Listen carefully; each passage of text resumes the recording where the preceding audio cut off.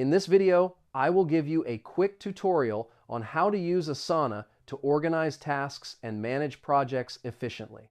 First, go to the Asana website and sign in to your account. Once you are inside, you can create a new project by clicking the Create or New Project button. Choose the layout you want to use, such as list, board, or calendar. Inside the project, you can add tasks by clicking Add Task. Each task can include details such as assignee, due date, and description.